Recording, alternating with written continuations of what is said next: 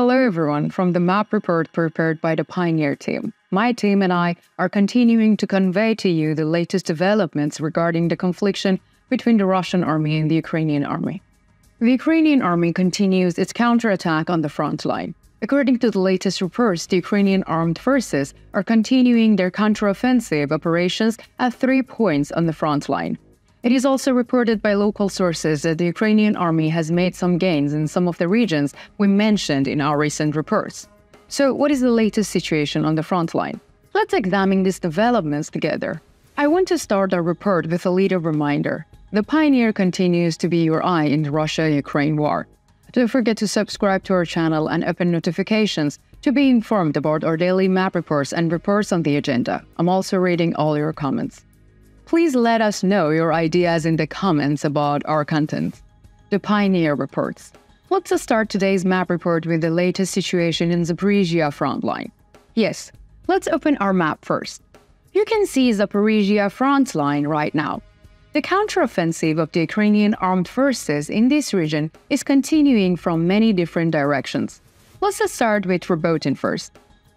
As you will recall, the Ukrainian army had recently deepened its offensive operations by deploying its 82nd and 46th Brigades of this region. According to the latest reports, operations in this region continues unabated. According to local sources, Ukrainian artillery units are trying to break the resistance of Russian troops stationed in Robotyne by carrying out violent attacks. In addition, the Ukrainian army is also trying to expand a front in the Robotyne offensive. This front is being extended to the east of Robotyne. The point at which the Ukrainian army wants to expand the front is Verbov. As you can see on the map, Verbov is located about 13 kilometers east of Robotyne. As you may recall, some military experts have claimed in recent weeks that the Ukrainian army will begin to encircle Robotyne through a new line and will start from Verbov along this line. It seems that the claims of these experts turned out to be true. There is one more details about these allegations. I want you to see this on the map too. Let's examine the increase of the blue areas in the area close to Verbov in recent days, accompanied by the timeline. As you may remember, the blue areas represented the territory liberated by the Ukrainian army during the counteroffensive. As you can see, the Ukrainian army's advance has gained even more speed near Verbov. In the last few days, the Ukrainian army has made significant gain in the north of Verbov. Therefore, breakthrough of the Ukrainian army in this region are important. In addition, the Ukrainian army's advance north of Robotyne is clearly visible. In the coming days, it seems that the dominance of the Ukrainian army in this region will be confirmed. In addition, the operations of the Ukrainian artillery units are continuing in the region. Russian troops stationed around Robotyne are under heavy fire. According to latest reports, the Ukrainian army hit Russian positions in Nesteryanka, Kopani, Novopokorivka, Novopokrovka, and Dorozhianka with artillery fire. Now let's look at the latest situation in Vuhledar section of Zaporizhia front line.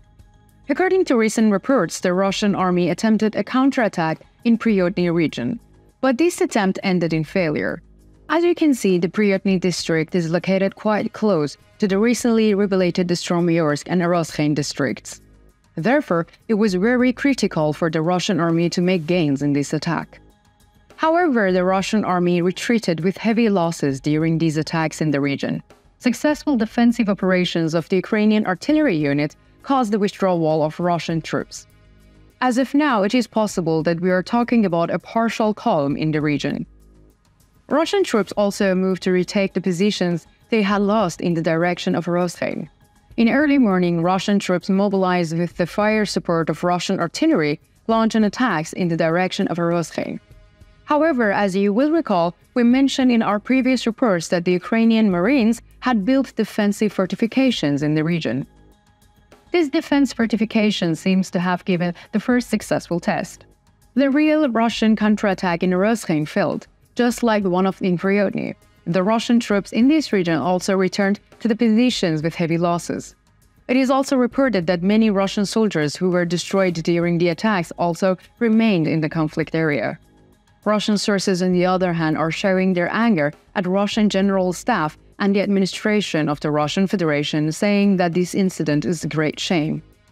According to latest reports, artillery units of the Ukrainian army are continuing offensive operations in this region as well. According to the latest reports, Ukrainian artillery units hit Russian troops stationed in Prirodny, Zavidny, Bezhania, Stromyorska, and Novodonetsk region around Vuhledar.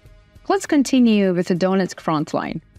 Let's get the Donetsk front line first. Yes, there is no doubt that Marinka is the most noticeable point from this front line. As you know, this region could not be fully occupied despite all the efforts of the Russian army. The Russian army, which faced heavy losses in every offensive operations, tried its luck once again in this region, but it did not happen again.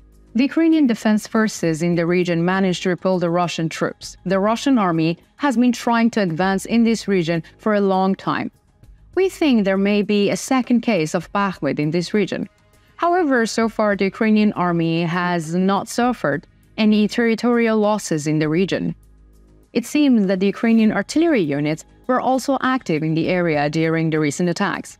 According to reports of local sources, during the day, Ukrainian artillery was pounding Novozalivka-Durha, Sperville, Novozalivka, and Horilivka, which are located on the Donetsk front line. In addition, the city of Donetsk, the center of Donetsk Oblast, was also targeted by Ukrainian artillery. Let's continue with the Bakhmut front line. We're witnessing the resumption of mobility in this region in recent days. According to the latest reports, the Ukrainian army severely hit Russian troops stationed in the city centers of Kurdymuivka, Andriivka, Klishchivka, and Bakhmut. It claims that Russian troops suffered numerous casualties during these attacks.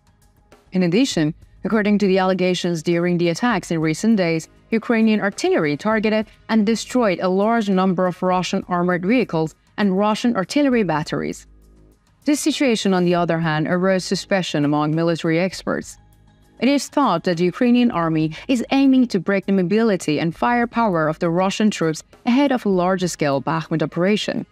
And what do you think? Do you think the Ukrainian army's frontline expansion strategy will work? Will the Ukrainian army be able to make new gains in the Zaporizhia front line? What do you think about the Marinka insistence of Russian troops? Do you think the Russian army will continue its attacks in this region despite everything? Are you expecting a large-scale operation in Bakhmut? Mention it in the comments. I'm reading and caring about your comments.